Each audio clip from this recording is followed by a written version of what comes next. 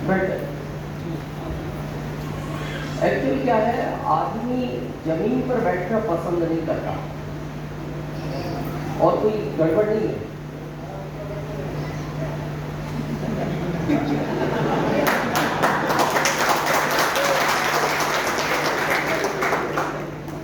चलो अभी कंफर्टेबल।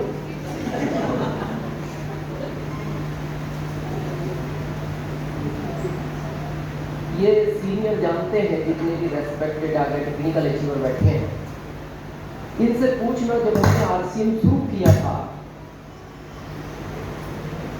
ये बिना छुए ही कर रहा है इतनी आवाज। ये भी निकालते इसकी वायर पकड़ना होगा ये।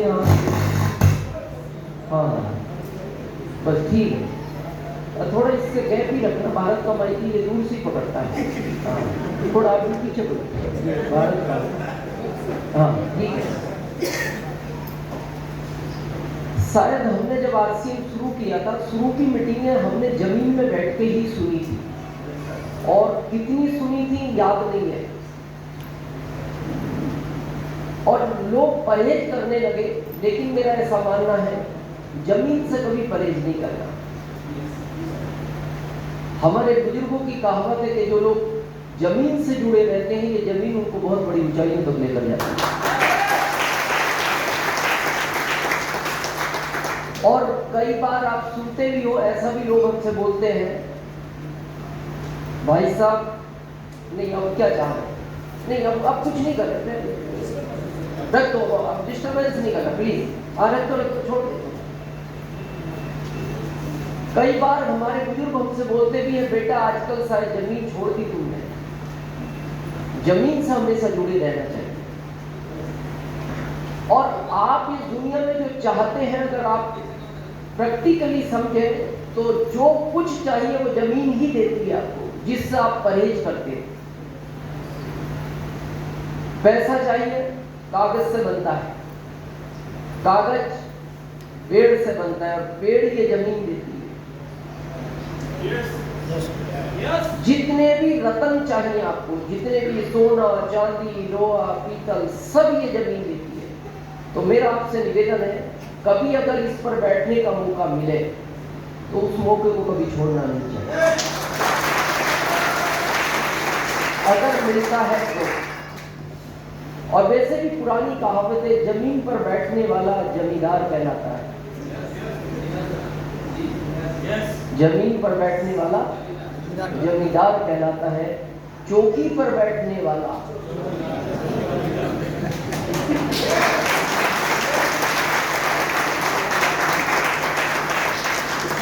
मैं आगे इसलिए नहीं बोल रहा, बहुमत ज्यादा है, पर आप जमींदार हैं, बस आप खुश रहें। 5 साल के बाद वापस सेकंड बार अलीगढ़ में 2017 में आए थे, विकास जी ने बुलाया था, आज प्रमोद जी ने बुलाया है, और काफ़ी लोग बहुत दूर से आए हैं। बहुत सारे मैं रेस्पेक्टेड सीनियरों को देख रहा हूँ, जो हमारे इस बिजनेस की बहुत बड़ी ताकत है।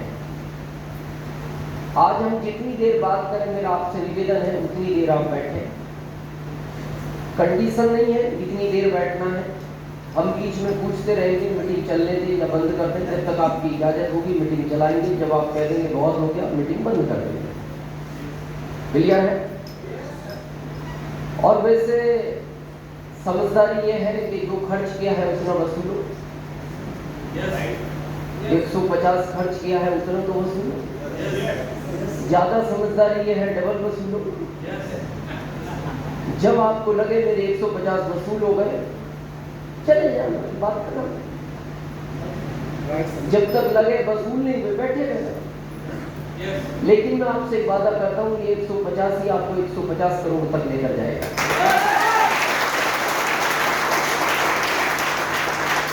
मेरा नाम दिनेश चौधरी है, मेरा जन्म यूपी मुरादाबाद में हुआ। एक किसान परिवार में, मेरे फादर गांव के प्रधान हुआ करते थे, उनको पॉलिटिक्स का बहुत शौक था। शायद मैंने इतना राजनीति में इतना शौकीन आदमी अपनी जिंदगी में कोई देखा नहीं। मेरे फादर के वो अकेले थे, 100 बीघे जमीन थी। तो मेरे दादाजी थोड़े से उनसे नाराज रहते थे, यार बेटा तू राजनीति में लगा रहता है। मतलब इतना शौक था उनको कि गेहूं अगर कटा हुआ खेत में पड़ा है और बारिश हो रही है तो उनको गेहूं इकट्ठा करने की चिंता नहीं थी, उनको राजनीति में इंटरेस्ट था। आप एक लाइन से समझ सकते हैं, इतना इंटरेस्ट था। एक बार वो प्रधान के लिए जब चुनाव लड़े तो 4 वोट से हार गए। लखनऊ गए, स्टे ले आए, 10 दिन बाद 6 वोट से जीत के आ गए। इससे आप अनुमान लगा सकते हो आदमी को कितना इंटरेस्ट होगा। जो 4 वोट से हार गया हो और 10 दिन बाद 6 वोट से जीत के आ गया। अब वो मैं नहीं जानता वो कैसे क्या हुआ, मैं छोटा था। उस घर में मेरा जन्म हुआ। मेरे को अच्छी तरह याद है, मैं लगभग 6-6.5 साल का था, मेरे को स्कूल में जमा कराया गया। और उस समय बच्चे जमा ही होते थे, एडमिशन कहाँ होता। और मेरे फादर ने जाके, आजकल तो शायद कॉन्सेप्ट चेंज हो गया, वो 5 साल 4 साल 3 साल, अभी तो सुनते 2 साल में शायद प्ले स्कूल में डालते हैं ना, क्या नाम है उसका, प्ले, मतलब खेलने की जगह। तो घर में चुनाव लड़ता हो भाई, घर में क्या करता वो बच्चा, खेलता, घर में माता पिता के साथ खेलता और स्कूल में उन लोगों के साथ खेल रहा है जो उसके रिलेशन में नहीं। इसीलिए आजकल के बच्चों का आपसे इमोशनल अटैचमेंट कम होता जा रहा है, क्योंकि आप छोटे बच्चे को अपने से अलग कर देते हैं। मेरा ऐसा मानना है, बहुत छोटे बच्चे को स्कूल नहीं भेजना चाहिए। मेरा पोता जब 5 साल का हुआ तब मैंने उसका एडमिशन होने दिया। अभी वो 6 साल का हो गया, 1 साल से स्कूल जाता है। हालांकि उसके बाद माता पिता बड़े नाराज हुए मेरे से, बोले आप नहीं समझते, आपका जमाना अलग था, आपके जमाने में पढ़ाई नहीं चाहिए थी, आज बगैर पढ़ाई के काम नहीं चलता। तो मैंने उनको एक ही लाइन कही, बगैर पढ़ाई के काम चल रहा है कि नहीं।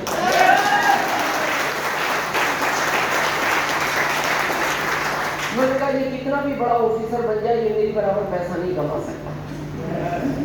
उस घर में मेरा जन्म हुआ, 6 साल का लगभग मैं था, 6.25 साल के आसपास, एग्जैक्ट तो याद नहीं है मेरे। तो मेरे फादर ने हेड मास्टर साहब से जाके कहा, उस समय प्रिंसिपल नहीं हुआ करते थे, हेड मास्टर हुआ करते थे, ये मेरा बच्चा है, इसको पढ़ाओ, पढ़ने में अच्छा हो तो इसको हर साल क्लास बदलवा लो, पढ़ने में कमजोर हो तो इसको 1 साल उसी क्लास में रखना।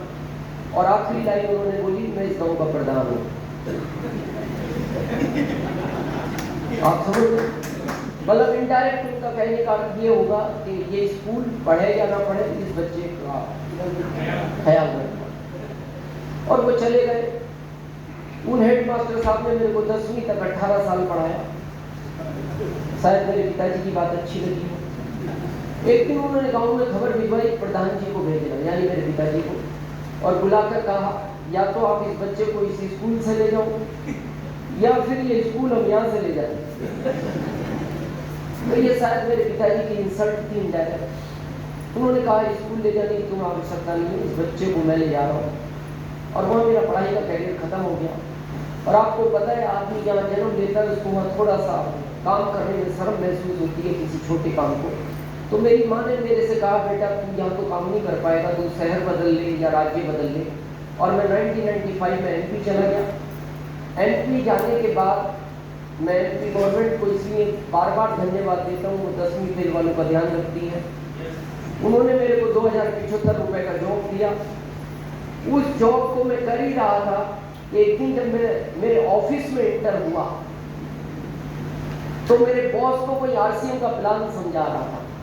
और आपको पता है, बॉस के सामने आप ज़्यादा बोल नहीं सकते, ज़्यादा डिस्कस नहीं कर सकते। तो उन्होंने चंद सेकंड के लिए मेरे को देखा। उन्होंने मेरे से ये भी नहीं कहा कि तू भी बैठ जा, तू भी समझे, और वो फिर प्लान समझने लगे।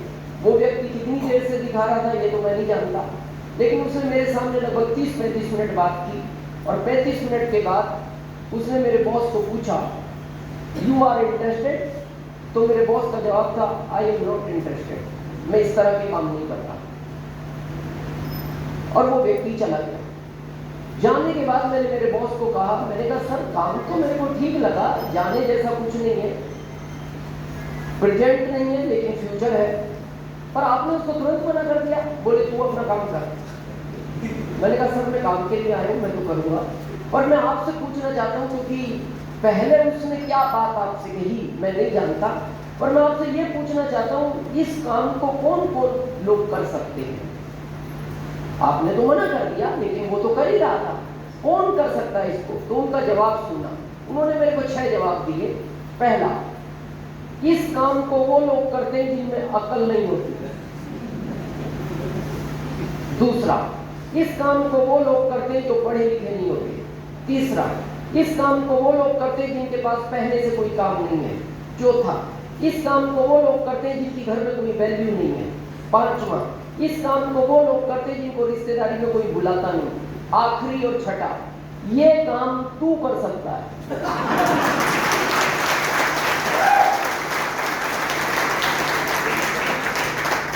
आप शायद समझ गए। मैंने कहा हाँ सर मैं करूंगा। कब करोगे? मैंने कहा मैं आज ही करूंगा। आज ही क्यों?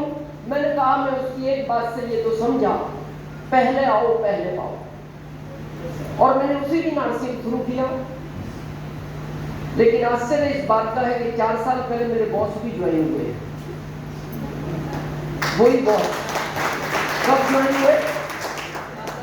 4 साल पहले। मेरे 17 साल के बाद मैं 26 जुलाई 2002 को ज्वाइन हुआ, लगभग 21 साल पहले। अभी जुलाई में मेरे को 21 साल पूरे होंगे। वो 4 साल पहले हुए हैं, 17 साल बाद। अभी रॉयल्टी अचीवर है, अगले साल रिटायर्ड हो रहे हैं। तो जब वो ज्वाइन हुए तो मैंने उनको पूछा, मैंने कहा सर इस काम को कौन लोग करते हैं?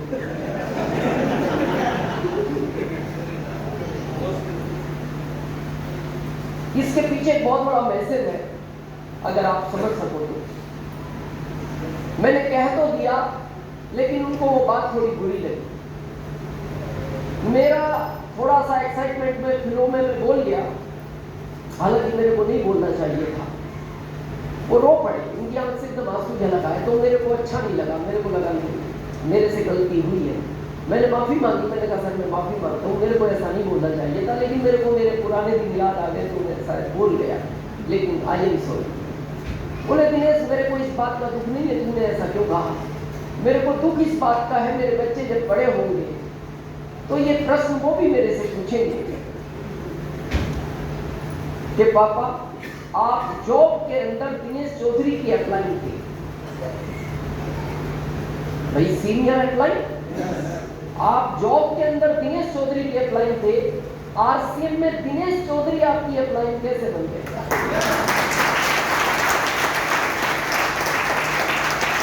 जो लोग अभी भी आरसीएम के प्रति सीरियस नहीं है, जो लोग आज भी इसको बहुत स्लो रूप में कर रहे हैं, जो लोग आज भी ये सोच रहे हैं मैं करूं या ना करूं, ये बहुत बड़े सोचने का विषय है। तो मैंने कहा सर पूछेंगे तो जवाब तो आप ही को देना। बोले जवाब तो देना है पर देना क्या है ये तो बता दो। मैंने कहा ये तो आपको ही देना है क्योंकि आपके बच्चे हैं, आपको ही पता है क्या देना है। मैं आपसे पूछना चाहता हूं इस सिचुएशन में अगर आप होते क्या जवाब दे सकते थे?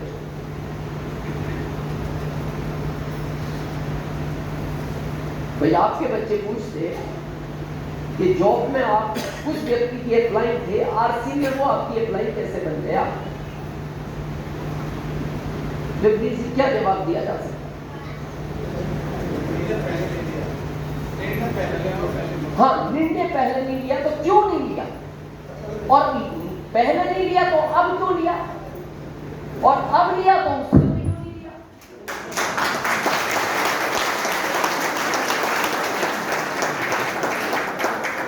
बात यही है ना। यस भाई, अब लिया तो उस समय क्यों नहीं लिया, और उस समय नहीं लिया तो अब क्यों लिया?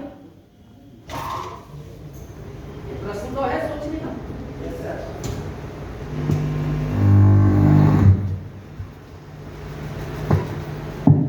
तो उन्होंने मेरे को कहा दिनेश तुम बहुत समय से आरसीएम में हो, आपके पास ज्यादा समझ है, आप बताओ मेरे को क्या जवाब देना चाहिए। मैंने कहा सर मेरे समझ में तो एक ही जवाब आ रहा है कहते ना कि भाई उस समय मेरे को अकल नहीं थी।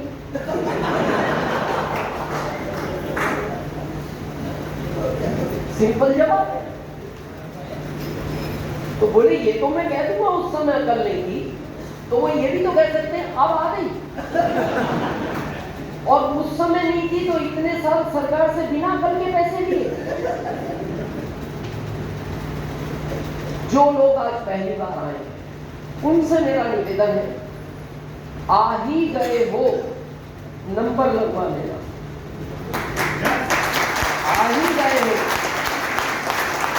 नंबर लगवा लेना। काम आप 1 महीने बाद शुरू करो, 1 साल बाद शुरू करो, 10 साल बाद शुरू करो, जब आपकी इच्छा हो जब करना, वो आपकी इच्छा है। आ ही गए हो नंबर लगवा लेना, क्योंकि नंबर का बहुत बड़ा लेन है इस बिजनेस में। आ जाओगे तो ये नंबर यहां लगेगा, कल यहां लगता है, परसों यहां लगता है, नरसों यहां लगता है, तरसों यहां लगता है, बरसों बाद यहां लगता है, और यहां बहुत दर्द करता है, यहां बहुत दर्द करता है। इसमें ऐसा कोई नियम नहीं है 6 महीने घूम के आए और बीच में चिपक जाए। ऐसा नियम होता है ये चिपक जाते हैं, ऐसा कोई नहीं है। बहुत लोग मेरे से पूछते हैं नंबर का पता है कितना गेम है इसके अंदर। आज बहुत लोग मेरे से पूछते हैं दिनेश जी आप इस सिस्टम में इतने अमीर कैसे बन गए। मैंने कहा नंबर देखना किस टाइम का लगा हुआ है। जब कोई लगवाने को तैयार नहीं था उस टाइम हमने नंबर लगवाया। आ ही गए नंबर लगवा लेना। अब प्रश्न आता है आरसीएम हमें करना चाहिए या नहीं। आज हम एक गेम खेलते हैं और शायद आपके हर चीज का प्रश्न का उत्तर भी क्लियर हो जाएगा। आपने जिस समय एग्जाम दी होगी तो उस समय ऐसे पेपर आते थे कि किसी भी 15 प्रश्न में से 5 प्रश्न के उत्तर दो और क्लास बदल दो। हर रूल उस समय। तो आप कौन से 5 प्रश्न के उत्तर देते जो आपको आसान लगते थे। आज मैं आपकी जिंदगी के 3 प्रश्न सामने रखूंगा, उसमें जो आसान लगे उसको चुन ले। जरूरी नहीं आरसीएम नहीं करना है, लेकिन हम समझे तो सही क्या आसान है आने वाली लाइफ के लिए। देखो प्यास लगती है ऑप्शन पानी है, भूख लगती है तो ऑप्शन अनाज है। अगर ये ऊपर वाला ना देता तो शायद हमें इतनी मेहनत न करनी पड़ती। जो कि ये दिया है तो इसको भरना पड़ता है, पीछे परिवार है उसका भी भरना पड़ता है, और उसका एक ही ऑप्शन है कि उसके लिए पैसा चाहिए। मानते हैं ऐसा? पैसे का पहला प्रश्न जो 3 आज प्रश्न की बात कर रहे हैं, एक का उत्तर देना है। पहला प्रश्न पैसा जॉब से मिलता है, या बहुत सारे गवर्नमेंट जॉब में प्राइवेट जॉब में होंगे। दूसरा प्रश्न पैसा बिजनेस से मिलता है, दुकान है, फैक्ट्री है, खेती है। तीसरा आरसीएम से मिलता है। आज हम तीनों प्रश्नों को समझेंगे, जो आसान लगे उसको चुन ले। पहला है जॉब, गवर्नमेंट या प्राइवेट, जिसको भारत का व्यक्ति बहुत लाइक करता है। ईमानदारी से उत्तर देना। अपने बच्चों को, जितने लोग माता पिता अपने बच्चों को पढ़ा रहे हैं वो हाथ खड़ा करें, लगभग सभी। ईमानदारी से उत्तर देना, क्यों पढ़ा है।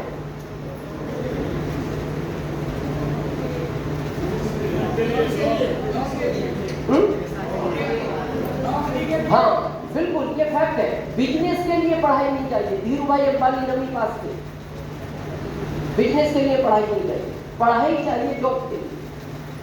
ये भी एक बहाना है, नॉलेज के लिए पढ़ा रहे, कोई नॉलेज का काम नहीं होता। कड़वा सच ये है आपको जॉब चाहिए। तो आपको क्या लगता है जॉब मिलेंगे? नहीं मिलेंगे, फिर क्यों पढ़ा रहे हो?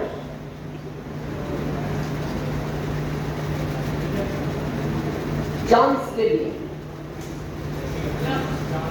चांस कभी मिल जाए, तो आज मैं उसका भी आपको प्रैक्टिकल जवाब दूंगा, वो चांस भी नहीं मिलेगा, मतलब जॉब नहीं मिलेगा, ये फैक्ट है। और आज हम बहुत प्रैक्टिकल समझेंगे, फिर अच्छा जो लगे उसको करेंगे, सिंपल है। जब हम 50 करोड़ थे, जॉब ज्यादा थे, हम लोग कम थे भारत में। जब हम 70 करोड़ हुए तो जॉब कम हुए, हम बढ़े। मेरे फादर की एज के यहाँ कुछ लोग बैठे हैं, या आपको मेरी बात का विश्वास ना हो तो अपने पिताजी से या दादाजी से पूछना, अगर वो इस दुनिया में है। जब हम 50 करोड़ थे तो सरकार ढूंढती थी जॉब के लिए और हम छिप जाते थे। सरकार ढूंढती, सेना में भर्ती हो, और हम छिप जाते थे।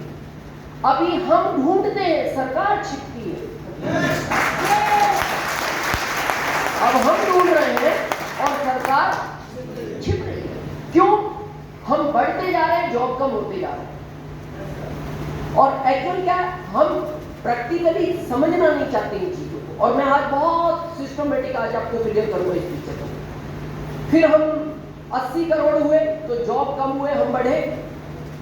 फिर हम 100 करोड़ हुए, जॉब कम हुए, हम बढ़े। अभी हम 140 करोड़ हैं, जॉब घटे, हम बढ़े। आपको क्या लगता है 10 साल बाद हम 125 करोड़ हो जाएंगे? कितने? 150 तो खाली यूपी हिस्से में ले जाएगा। कैसी बात कर रहे हो? इतना तो यूपी ले जाएगा। हम बढ़ेंगे। और जॉब कैसे कम हो रही है धीरे धीरे हमें पता नहीं लगता। आज इसको प्रैक्टिकल समझते हैं। देखो, जॉब में रेलवे, आपके मिनी जी रेलवे में है,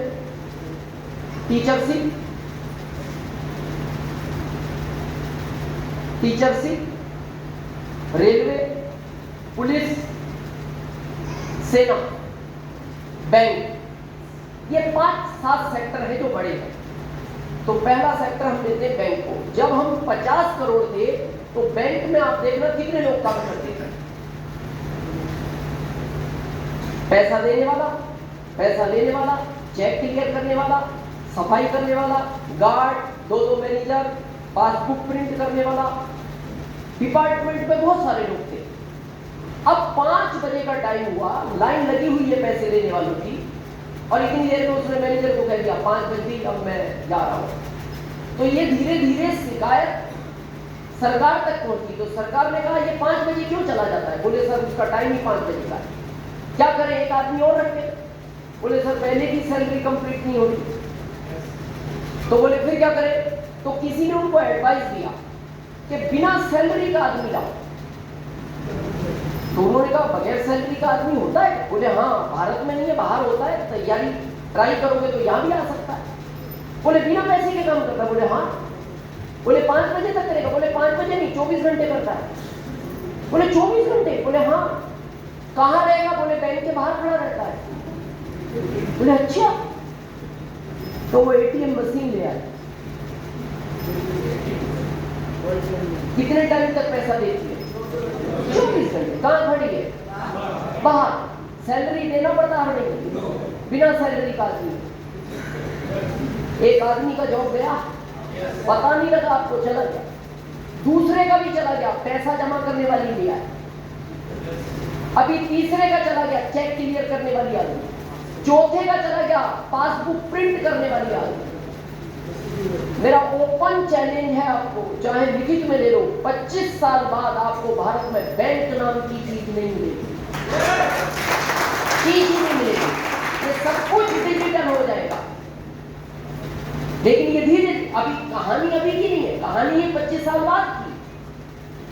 तो हम भारत के बहुत समझदार लोग हैं, हम पता क्या होते हैं, 25 साल बाद की समस्या है तो 25 साल बाद कर लेंगे। इनको आज बैठने की जगह नहीं मिली।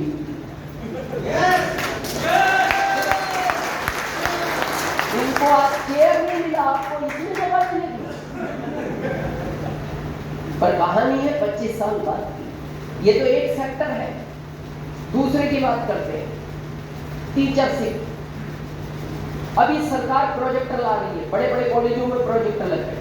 और मैं आरसीएम वालों को भी कहता हूँ, ये आरसीएम अब 23 साल पुराना नहीं रहा, ये आरसीएम आज का है।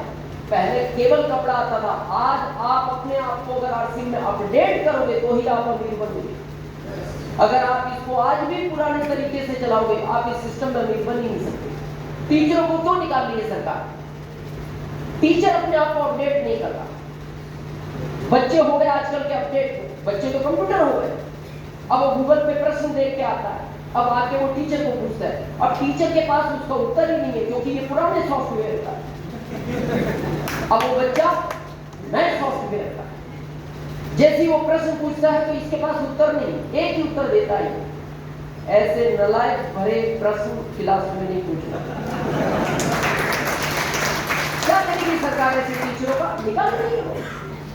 यही वो प्रोजेक्ट ऑनलाइन पढ़ाता है, उसी में भी आदमी पढ़ा रहा है। रेलवे में पहले कितने टीटी, 2-2 गार्ड, 3-3 ड्राइवर। अभी आप देखो मेट्रो को पूरा कंप्यूटराइज कर रहा है। दिल्ली में ट्रायल बेस पर है, जो लोग दिल्ली से आए ड्राइवरलेस, कुछ नहीं, ना टीटी, ना गार्ड, ना ड्राइवर। आप जाओ, दरवाजा खुलेगा, अंदर पहुंचो। उसके बाद आपको जिस स्टेशन उतरना वहां दरवाजा खुलेगा, कार्ड लगाओ, पैसा कटेगा, बाहर निकल जाओ। पर हम भारत के होशियार लोग हैं, हमें लगता है कोई चेक करने वाला नहीं। चलो आज ऐसा करते हैं, जाना तो नई दिल्ली तक था, पर आनंद विहार तक घूम के आते हैं, क्योंकि चेक तो कोई कर ही नहीं रहा। अब जैसे ही आनंद विहार पे निकलेगा, कार्ड लगाएगा, तो अंदर से एक मशीन आवाज देगी, आपको उतरना तो नई दिल्ली था, लेकिन आप गलती से आनंद विहार आ गए, 25 की जगह 55 कट गए, अब आप जा सकते हैं।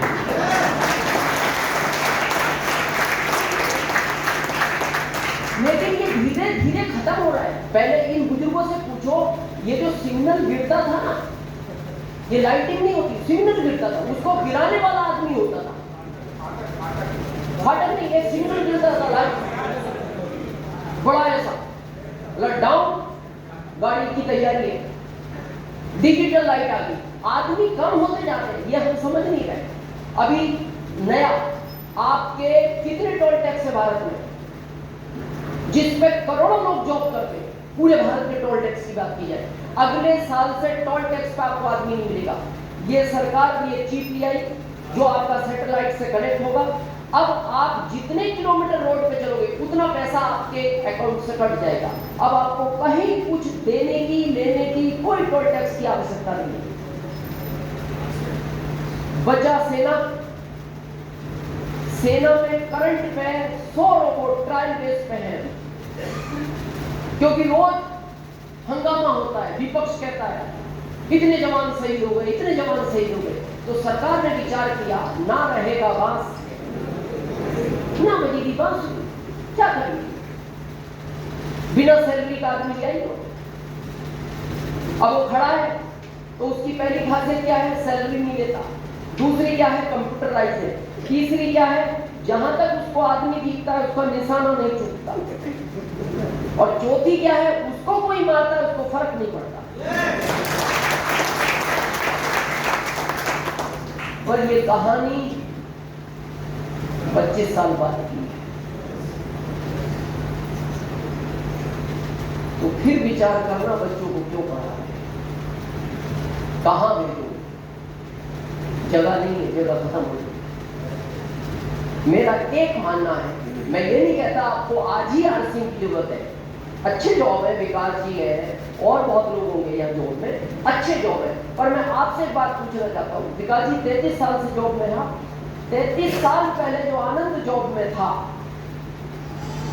अभी कैसा महसूस करते? आज की जनरेशन कर पाए इस जॉब को? किसी कीमत नहीं कर सकती।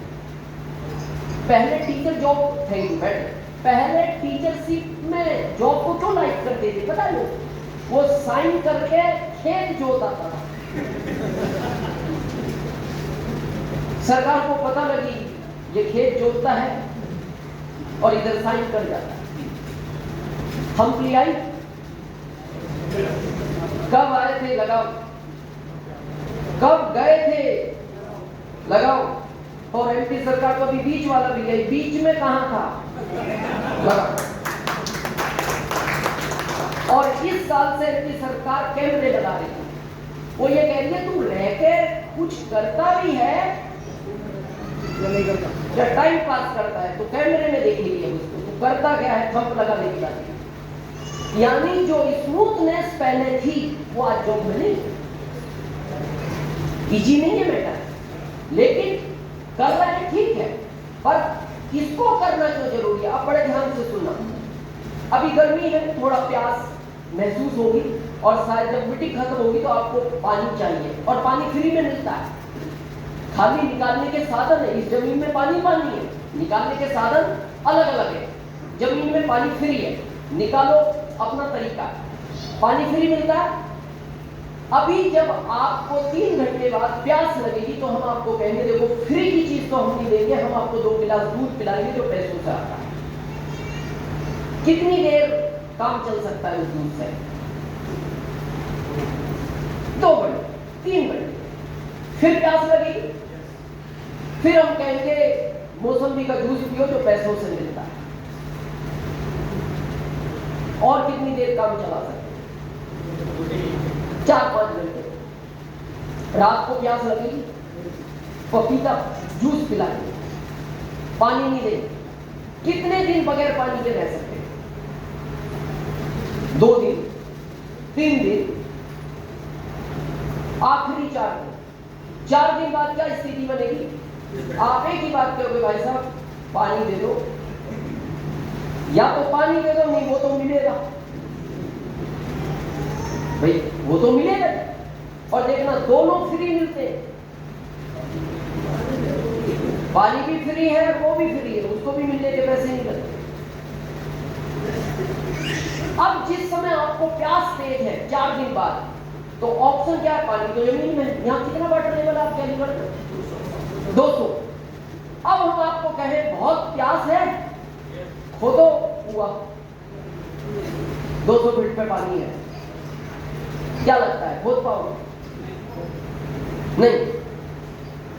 मेरे को इसी बात का दुख है, भारत का आदमी इच्छा में काम नहीं करता, भारत का आदमी हमेशा मजबूरी में काम करता है।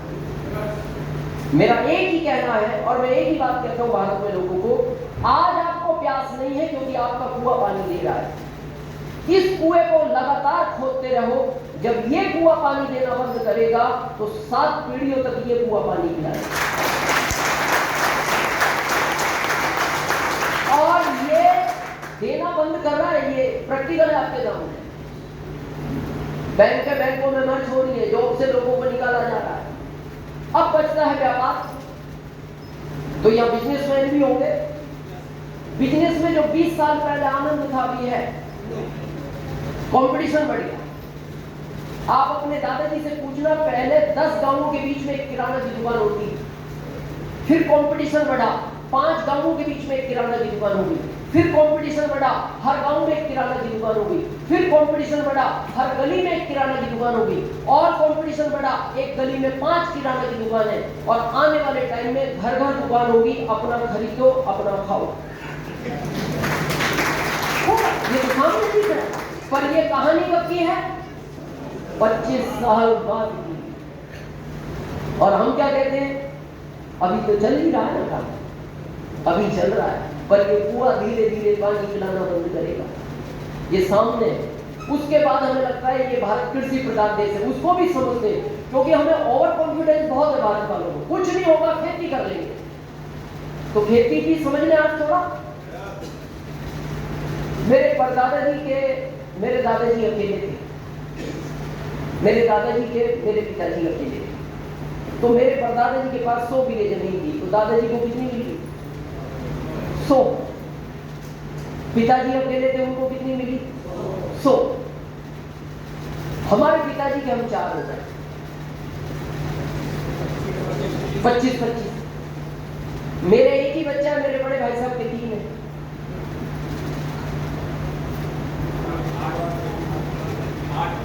8। उनके बड़े लड़के के 3 है। नहीं। तो अब वो भी इस दुनिया में आया तो कुछ तो करेगा, कुछ तो करेगा।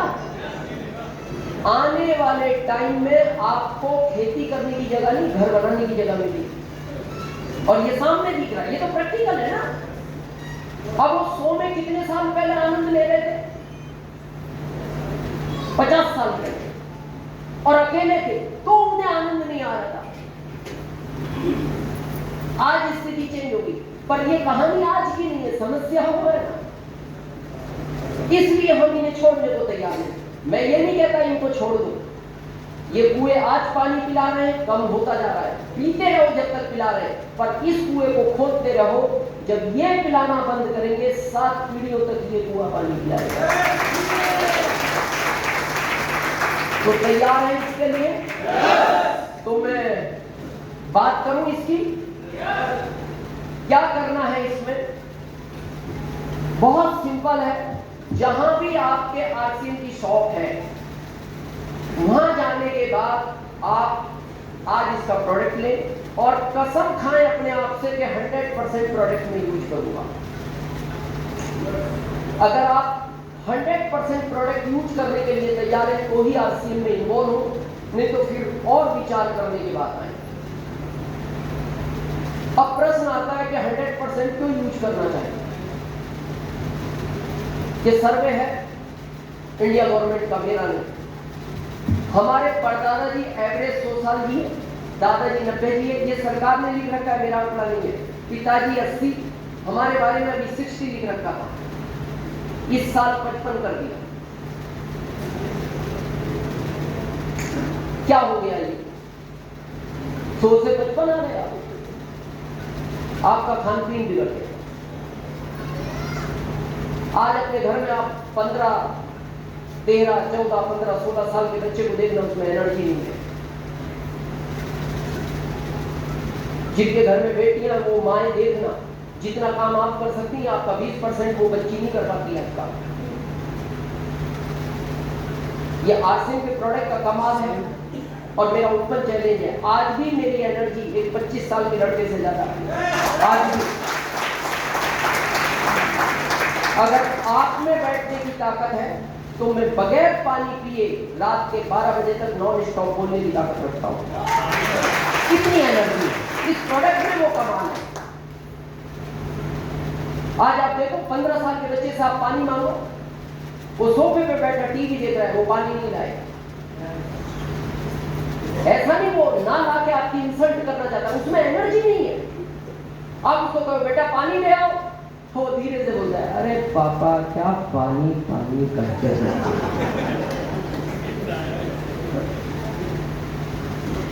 फिर पापा दोबारा बोलते हैं, जब वो देखते हैं कि नहीं उठा, वो फिर दोबारा बोलते हैं बेटा तुमने सुना नहीं, तो वो फिर धीरे से बोलता है मैंने तो सुन लिया, आप ही नहीं सुन पा रहे। अब पिता एग्रेसिव हो जाता है, उसको लगता है कि ये 15 साल का नहीं सुन रहा तो ये 40 साल का मेरी बात कब सुनेगा। वो गुस्से में आ जाता है बेटा पानी लाओ, तो वो फिर बोलता है, अब वो लैंग्वेज बदल लेता है बच्चा, पापा आप ही ले आओ, बहुत अच्छे पापा होगा, आपसे अच्छा दुनिया में कोई पापा ही नहीं है, पापा प्लीज पापा अच्छे पापा आप ही ले आओ। अब वो पिता को क्या लगता है शायद कोचिंग से आया होगा, साइकिल चलाई होगी, थका हारा होगा, जबकि वो आज कोचिंग गया नहीं था, पर पिता को आइडिया नहीं, तो पिता फिर धीरे से बोलता कोई बात नहीं बेटा बैठ, ओके ओके मैं ले आऊंगा। अब वो फिर पिता लेने जाता है, और जब वो पिता लेने जाता है तो ये बच्चा फिर पीछे से आवाज लगाता है उधर जा ही रहे हो तो एक गिलास मेरा भी ले आना।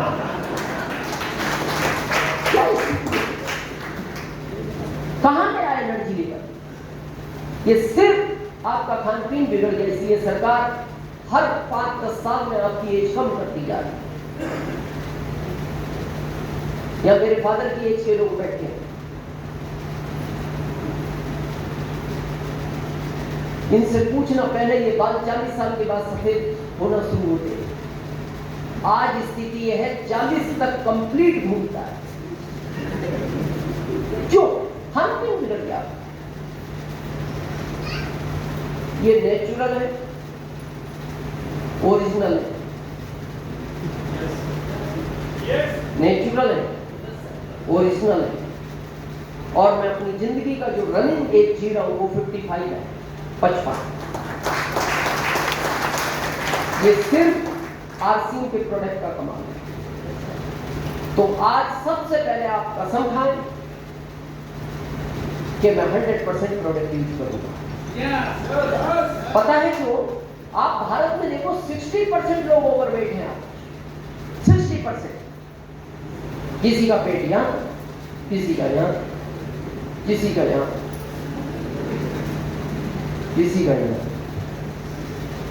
और किसी का तो इतना है कि उसको ले जाकर चाय दो तो अलग से टेबल नहीं देना पड़ता, इधर इधर के पीता रहता है।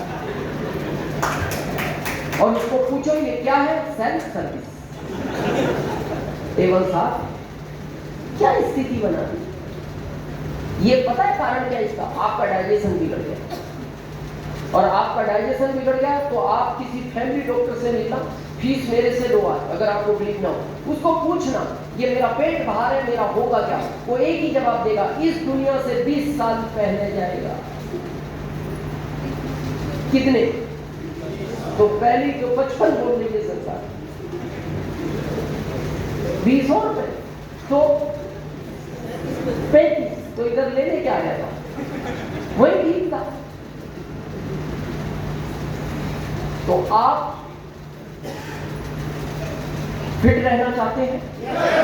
तो सबसे पहले आप अपने डाइजेशन को अच्छा करें। और डाइजेशन अच्छा करने का आरसीएम में एक बहुत बड़ा रामबाण है, हेल्थ गार्ड और गामा।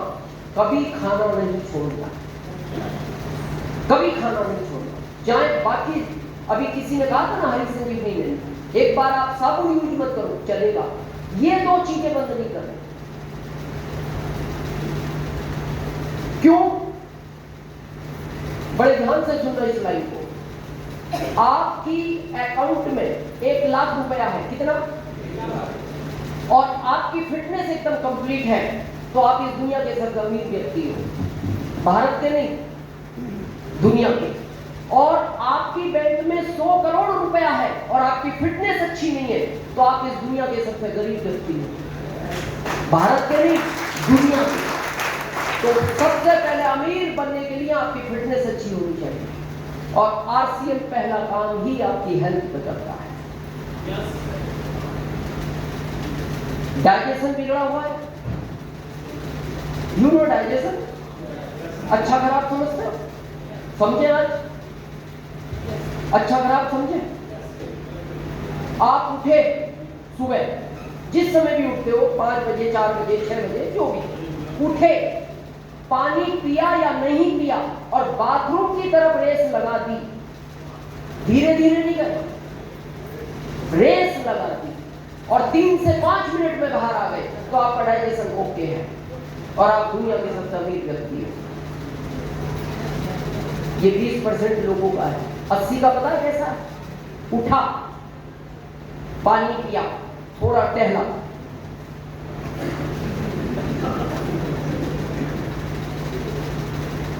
फिर बाथरूम की तरफ देखता, फिर 5 मिनट बाद पत्नी बोलता है चाय बनाओ, चाय बनाओ थोड़ा, फिर चाय पी, फिर थोड़ा टहला, फिर बाथरूम, फिर 7 मिनट बाद पत्नी बोलता है कड़क चाय बनाओ, कड़क। वो चाय ही नहीं थी, वो पता नहीं क्या था। फिर एक कड़क चाय पी, फिर थोड़ा टहला, फिर बाथरूम, फिर वो आखिरी हटिया,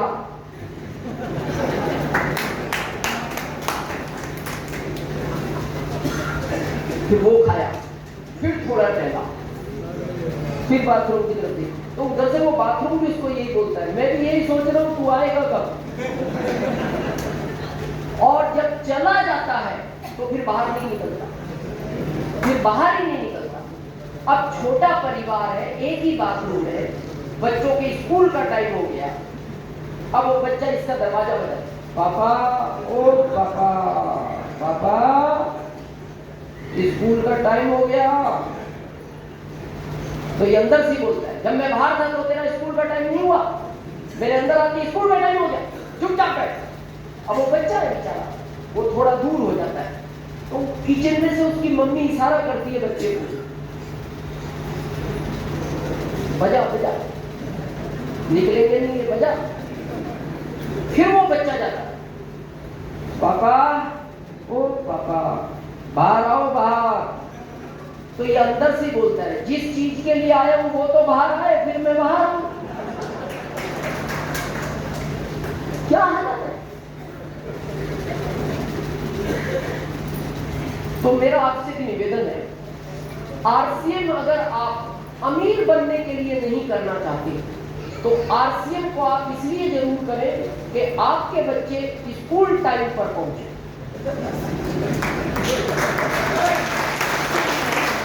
इसलिए तो करें, आपके चक्कर में उसको डांट पड़ती है, फिर लेट हो गए। अब वो कैसे बताए लेट किधर हुई, अब वो कैसे बताए कि पापा ने कब्जा कर रखा था, सुबह जाना पड़ता है।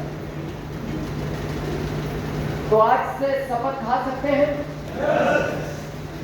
पहला काम 100% प्रोडक्ट यूज। अब फायदा क्या होगा, आपकी हेल्थ अच्छी रहेगी, पहला फायदा, आप दुनिया के सबसे अमीर व्यक्ति बनोगे। दूसरा, बहुत लोग अभी भी सोचते हैं सर आरसीएम से प्रोडक्ट क्यों लूं। मैं आपसे एक प्रश्न पूछना चाहता हूं, आप जिस भी किराना से सामान ले रहे हैं उस दुकानदार से बात पूछना, मैं आपसे सामान लेता हूं, मेरे पिताजी लेते थे, मेरे दादाजी लेते थे, 3 पीढ़ियों में मिलकर अभी तक हमने 50 लाख का सामान आपसे ले चुके हैं, तो आप हमें 50,000 का फ्री दो ना।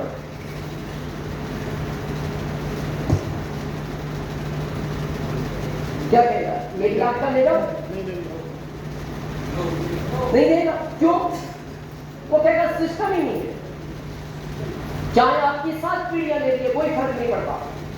लेकिन आरसीएम क्या बोलता है, मेरे यहां से 1500 पीढ़ी का सामान 6 महीने लो, 7वें महीने 2000 का फ्री।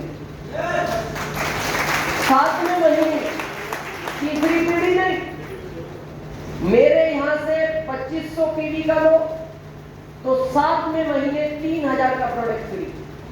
मेरे यहां से 5000 पीढ़ी का लो तो 7वें महीने 6000 का प्रोडक्ट फ्री। ऐसा ही है या कुछ प्लान में गड़बड़ है? अच्छा, 1500 पे 1500 और 2500 पे और 5000 पे 5000। मेरे को भी किसी ने ऐसा कहा, बोले सर ये प्लान आप गलत बता रहे हो। मैंने कहा क्यों? बोले 5000 खरीदने से 5 का ही मिलता है। तो मैंने कहा ये 6ठे महीने जो प्रोडक्ट मिलेगा 7वें महीने कौन देगा इसको? आरसीएम। तो मैंने कहा 6 महीने तक ये खरीदने से तेरे अकाउंट में जो पैसा आया वो तेरी ससुराल से आया था, वो कहां से आया? 6 महीने पैसा किसने दिया? और 7वें महीने प्रोडक्ट फ्री कौन दे रहा है? आरसीएम। तो वो 6 महीने का पैसा नहीं जोड़ोगे इसमें? वो भी तो इसी प्रोडक्ट की वजह से आया। तो ये 6000 से भी ज्यादा का होता है। इतनी सी बात अगर नहीं समझ में आ रही तो मेरे को दुख इस बात का होता है। मैं 21 साल से आरसीएम समझा रहा हूं भारत में लोगों को। मेरे को दुख इसी बात का है कि भारत के आदमी को इतना क्यों समझाना पड़ता है। यहाँ किसान है, हाथ खड़ा करें पर काफी है।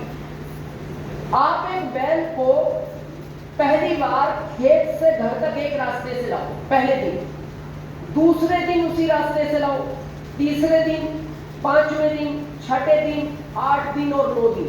9 दिन लाओ, 10वें दिन आप उसके रास्ते छोड़ दो,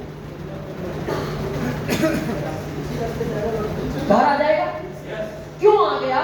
क्योंकि उसको 9 दिन समझाया है कि ये रास्ता घर का है और घर तेरे को अच्छा खाना पीना मिलता है।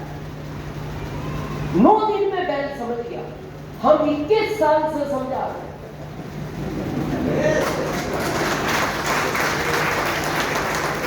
और 21 साल से बैल को नहीं, बैल को नहीं समझा, इंसानों को समझा। वो 9 दिन में समझ गया क्योंकि उसे पता है कि घर जाके कटा हुआ चारा मिलता है, अच्छा चारा मिलता है, अपने को घर ही जाना है क्योंकि अपने मालिक ने रास्ता क्लियर बता दिया। 6 महीने प्रोडक्ट लो, 7वें महीने उतना ही प्रोडक्ट फ्री, और आपकी हेल्थ अच्छी रहेगी, पैसा अलग आएगा। ये बात हम नहीं समझा पा रहे और हम समझ नहीं पा रहे। तो कभी किसी को ये प्लान समझाने जाओ और वो मना कर दे तो बाहर आके किसी बैल को दे दो, आपको अच्छा लगे।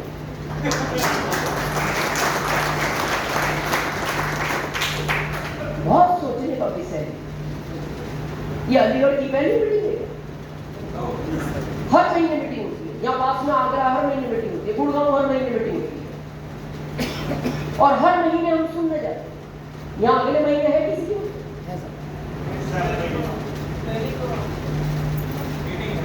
यहाँ अगले महीने मीटिंग है किसकी? लोकल। आगरा में श्याम जी की, गुड़गांव में और किसी की हो।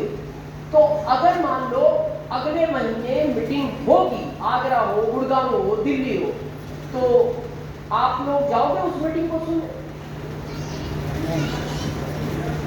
जाए? तो आज बात समझ में नहीं आई।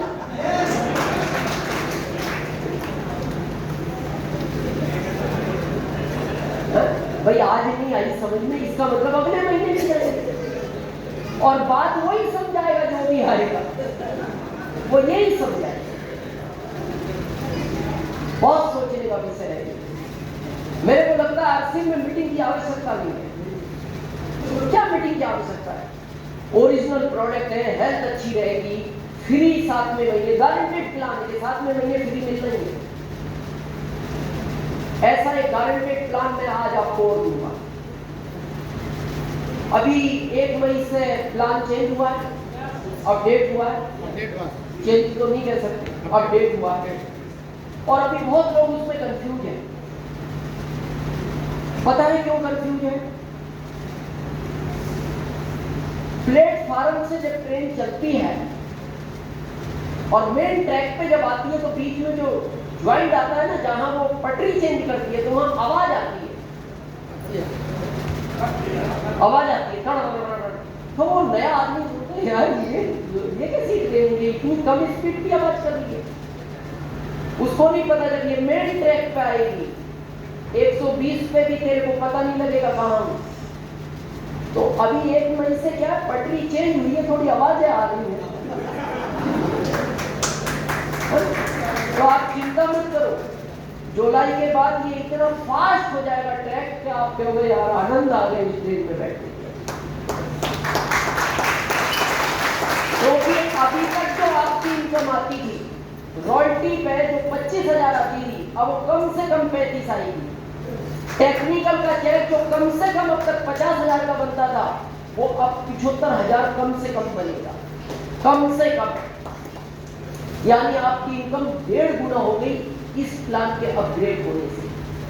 पर वो कारण क्या है अभी आपको समझ नहीं आ रहा तो मत समझो, अभी है 2-3 महीने आवाज रहेगी, पटरी चेंज हुई है, वो ज्वाइंट का आती है आवाज, लेकिन जुलाई के बाद बहुत फास्ट हो जाएगा काम।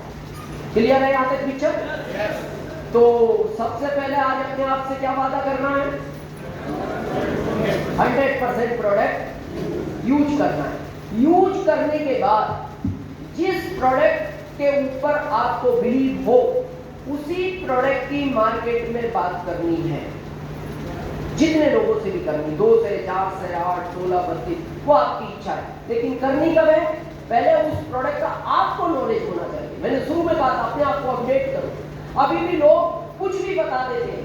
कोई पूछता है सर बुखार आ रहा है,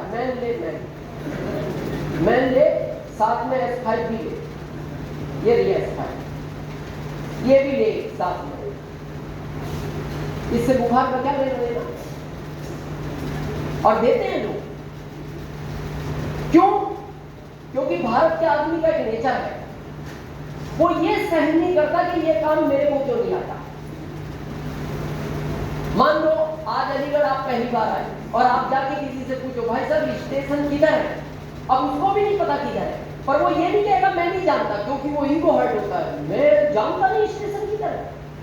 तो वो पता क्या बोलता? इधर ही है, इधर ही है। अब वहां जाने के बाद आप फिर दूसरे आदमी से पूछते हो यार भाई साहब स्टेशन किधर है, बोले जिधर से आ रहा है उधर ही है। वो तो अच्छा है, रिटर्न में आप उसे मिलते नहीं तो फिर वो तीसरी जगह स्टेशन दिखाएगा। और ऐसा ही गलती हम आरसीएम में करते हैं। प्रोडक्ट की नॉलेज नहीं है, सामने वाला पूछता है क्या होगा, हाँ सब हो जाएगा, ये भी हो जाएगा, वो भी हो जाएगा। तो मैं बताऊं कहानी क्या घटित होगी अगर बगैर नॉलेज के आरसीएम को बात करोगे फील्ड में। समझे थोड़ा। एक लड़कू राम नाम का व्यक्ति था, लड़कू राम। वो जिस गांव में रहता था उस गांव में कोई पढ़ा लिखा नहीं था, यहाँ तक कि प्रधान जी भी। बहुत सराउंडिंग गांव था, केवल लड़कू राम पढ़ा लिखा था। और वो भी इसलिए पढ़ा लिखा था, वो 1 साल किसी शहर में रहा वहां, और वो इतना पढ़ा लिखा था ए से जेड तक। लेकिन वो गांव वालों को बोलता था मेरे से ज्यादा अंग्रेजी कोई जानता नहीं इस दुनिया में। क्यों बोलता था वो ऐसा? क्योंकि उसको पता था गांव में तो कोई भी जानता ही नहीं, और वो जानता भी नहीं था ए से जेड तक। पर ऐसा आदमी किसी दिन तो फंसता है। आप अभी आरसीएम में कोई भी प्रोडक्ट किसी को कुछ भी कह के दे दो, पर एक दिन तो फंसोगे। अब एक दिन क्या हुआ, रिसर्च करते हुए एक अंग्रेज उस गांव में आ गया। जून का महीना, गर्मी के, अंग्रेज को लगी प्यास। तो जैसे ही वो गांव में आया, गांव में आके उसने सबसे पहले कहा प्लीज गिव मी वाटर। सारे लोग मुंह दे गए क्योंकि वो तो कुछ जानते नहीं थे। तो प्रधान जी ने इशारा किया लड़कू राम को बुलाओ। लड़कू राम, वो कहता है ना मैं बहुत अंग्रेजी जानता हूं, आज बात करेगा इस अंग्रेज से। अब जब ये बात सुनी, प्रधान जी ने कहा बुला के लाओ। तो पता लगा लड़कू राम खेत पे था। प्रधान जी ने कहा खेत पे जाओ, उसको कहना प्रधान जी बुला रहे हैं, अंग्रेज आया है, बात करनी है, तुम बहुत अंग्रेजी जानते हो ना। अब जैसे ये खबर लड़कू राम को मिली, वो टेंशन में आ गया, बोले यार फंस गए। फिर उसने पानी पी के सोचा गांव में तो कोई भी नहीं कुछ जानता, जितनी आती है उतनी तो बात करेंगे। आ गया ये भी कॉन्फिडेंस के साथ। प्रधान जी ने अंग्रेज को इशारा किया इससे करो बात, ये हमारे गांव का छोटा अंग्रेज। अब उस अंग्रेज ने कहा प्लीज गिव मी वाटर। तो लड़कू राम बोलता ABCDXYZ। तो प्रधान जी को अच्छा लगा, बोले यार जवाब तो गजब दिया लड़कू राम ने, एकदम मतलब उसने पूछा पूरा नहीं, उसने तो कह दिया इसने ABCDXYZ। अब अंग्रेज का दिमाग खराब, क्यों? मां कह रहा हूं ये क्या बोल रहा है? जैसे हमारे यहाँ वो कह रहा है सिर दर्द है, आप कह रहे हैं S5 ले। अब वो क्या बोल रहा है, हम क्या बता रहे हैं? तो फिर उस अंग्रेज ने दोबारा कहा प्यास लगी, गर्मी। फिर उसे थोड़ा गुस्सा आया, फिर उसने कहा प्लीज गिव मी वाटर। फिर लड़कू राम ने कहा ABCDXYZ। गांव वाले बड़े खुश, यार लड़कू राम रियल में अंग्रेजी पढ़ाया, क्या जवाब दे रहा है। अब अंग्रेज को और तेज गुस्सा आया, उसने और तेज बोला प्लीज गिव मी वाटर। लड़कू राम भी और तेज बोला ABCDXYZ। अंग्रेज ने पकड़ी काला, 3 दिए गाल पे, तड़ाक तड़ाक तड़ाक तड़ाक। और जितनी भी गालियां होती हैं इंग्लिश में दी, गुस्से में वो चला गया। तो सारे गांव के लोग इकट्ठे हो गए, बोले यार लड़कू राम तू तो कह रहा है मैं बहुत अंग्रेजी जानता हूं। तो उसने कहा मैंने जवाब दिया नहीं तुम्हारे सामने। बोले जवाब तो दिया, पर ये गाल लाल क्यों है? प्रधान जी बोले यार लड़कू राम देख, मैं प्रधान हूं, इतना अनुभव तो रखता हूं कि वो जो लास्ट में बोल रहा था वो कुछ सही नहीं बोल रहा था। मेरे उसके चेहरे से लग रहा था वो उसने जो बोला वो कुछ ठीक नहीं था। तो लड़कू राम बोलता प्रधान जी को आप समझते नहीं, वो तो ये बोल रहा था और उसने इसलिए 3 चांटे मारे। वो चांटे मार के ये बोल कर गया जब इतनी अंग्रेजी जानता है तो यहां क्या कर रहा है, मेरे साथ चल।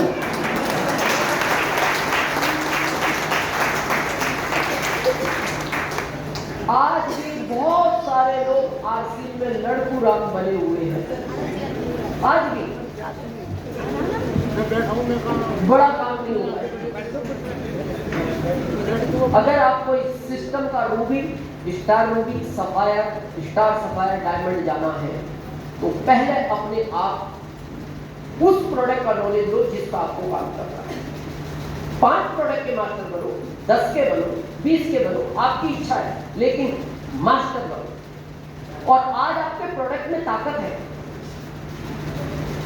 जब हमने आरसीएम शुरू किया था, कंपनी एक प्रोडक्ट बनाती थी, ओनली फॉर यू, कपड़ा। उस कपड़े से 7वें महीने मैंने रॉयल्टी निकाला, केवल एक प्रोडक्ट से। मेरा 7वें महीने का चेक था 19,197। 15वें महीने 3 प्रोडक्ट और आए, मैंने टेक्निकल निकाला, 1,52,000 का चेक था 15वें महीने का। और अगस्त 2007 में मैं स्टार रूबी बना। उस समय कंपनी के पास आरसीएम की सबसे बड़ी पिन हुआ करती थी स्टार रूबी। ये सफायर, स्टार सफायर तो अब बने हैं गाइडलाइन के बाद। उस समय सबसे बड़ी पिन थी स्टार रूबी। 2007 की बात है। 2007 में 20 प्रोडक्ट के साथ, यानी 60 महीने बाद मेरा चेक था टीडीएस कार्ड के 7,80,000 का। ये बात है 2007 की। अभी चल रहा है 23। कितने प्रोडक्ट थे? यहाँ 1, यहाँ 3, यहाँ 20। आज आपको पता है आरसीएम में कितने प्रोडक्ट हैं? यहाँ बहुत सारे सीनियर हैं, बहुत सारे पीयूसी होल्डर हैं। मेरा ओपन चैलेंज है इस भारत को, ओपन, मेरे को कोई एग्जैक्ट आंकड़ा बताए करंट में आरसीएम में कितने प्रोडक्ट।